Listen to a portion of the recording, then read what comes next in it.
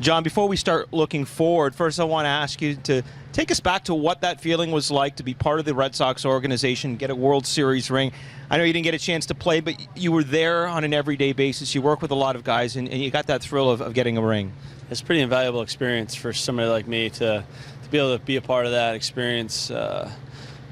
What I went through, what I was thinking through the whole process, but watching the guys that were playing every day, watching how they prepared, how they handled it, how they trusted in their preparation and didn't let the moments get away from them. I think they more or less embraced every moment and every situation, big or small, and how they handled it, the adversity, the pressures of being in those situations, and being able to talk about that with younger players this year and going forward is going to be invaluable for me. I remember talking to you during the World Series last year, and you were thinking maybe it's retirement time, whether or not you're going to catch on with anybody else. And here you are with the Angels. You're playing more than probably you may have thought you would be playing.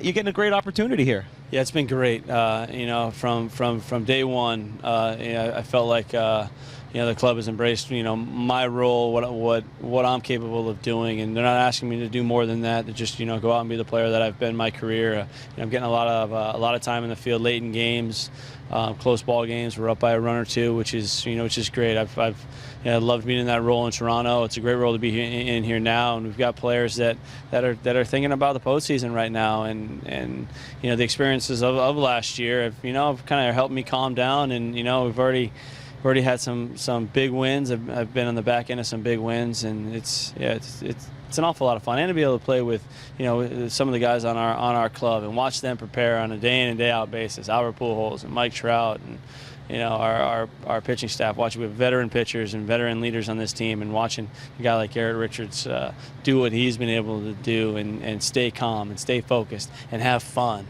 That it ripples through the rest of the team, the enjoyment that guys are having along with winning.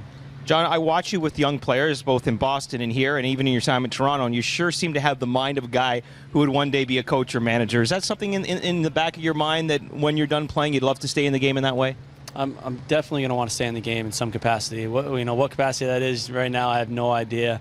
But coaching, working with young players, helping them get the most out of their abilities, helping guys stay mentally there through the grind of a whole season.